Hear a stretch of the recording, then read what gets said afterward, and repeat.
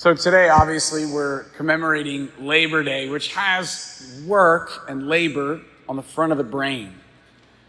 When we think about work, it's a little bit of a funny thing because we complain about having it, I do, yet we also suffer profoundly without it, not just materially, but spiritually. And the church, I feel, has always done a good job at recognizing the important relationship between man's dignity and also his work. And she's able to do this because she recognizes that through work, we participate in God's creativity, who himself built the universe and gave us a vocation to till and to rule over the world. And work is the primary way that we do that.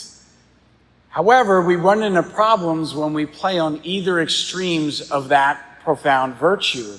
So like without work, we struggle to find how to meaningfully contribute to the world, and then often lack the resources we need to exercise governance over ourselves, our families, and our communities because we can't afford things like education, healthy food, gym memberships, vehicles for mobility that create opportunities.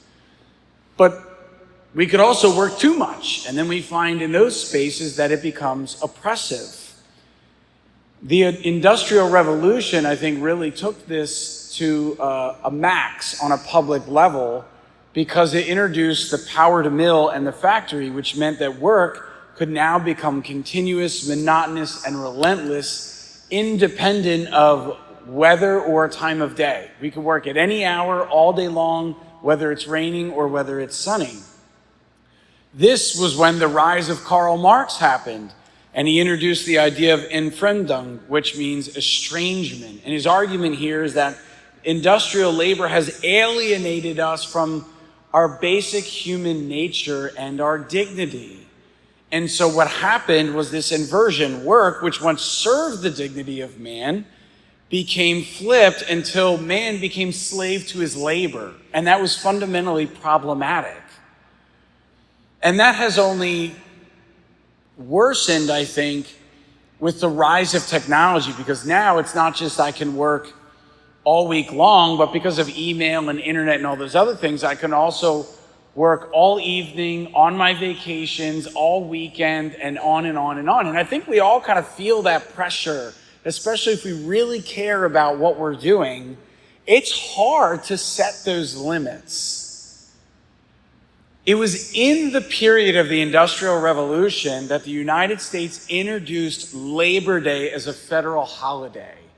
And the purpose for that was to recognize the achievements of workers, aka to respect their dignity, and say out loud, you are making meaningful contributions that society depends on, but also to celebrate the labor movement itself, which was setting limits to what companies were allowed to do. So you get like the 40-hour work week out of this.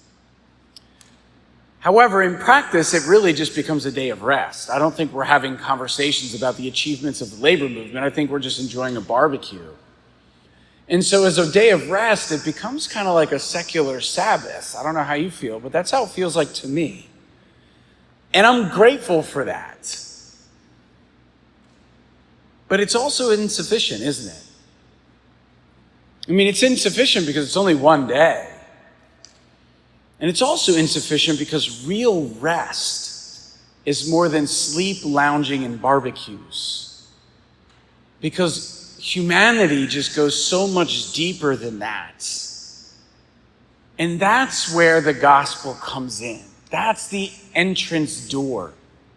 Where Christ in the gospel today, it says he walks into this synagogue at Nazareth, he sits down, and he's doing this on the Sabbath, and he opens up the scroll of Isaiah, where Isaiah promised this day of the Lord that's going to come, and it's going to be what we call this day of Jubilee.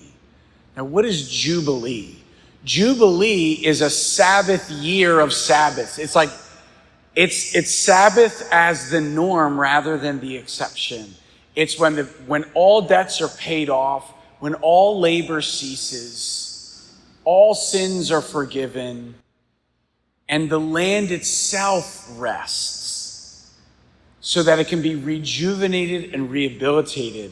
And God promised a time, the day of the Lord, that he's going to come and give an ultimate rest that is going to be a jubilee in perpetuity. It's going to be a Sabbath, not just year, but a Sabbath, eternity of Sabbaths. And Jesus is saying, today this is fulfilled in your hearing because I am here. I am your rest. Come to me, all you who labor and are weary, and I will give you rest, for my yoke is easy and my burden is light. And so this day, Labor Day, it's going to come and go, and it's going to go way too fast for me. But really what we need is the rest that Christ himself provides. And it's there for us always. You feel it in your bones when you sit in the silence in the presence of the Blessed Sacrament. You know what I'm talking about. You know what I'm talking about when you walk out of that confessional box and everything in you just feels lighter and freer and better, like it's going to be okay. You know what I'm talking about when you're engaging the Lord in the scriptures and peace enters into your soul and you understand in your DNA that you are part of something much bigger than yourself, that you don't have to be in control all the time, and that all your stresses you can place in the hands of someone more powerful than you. That's the rest he's talking about. And as Christians, we are uniquely equipped to understand what God has really done for us, that the world is reaching for but doesn't know how to find. And you are here this morning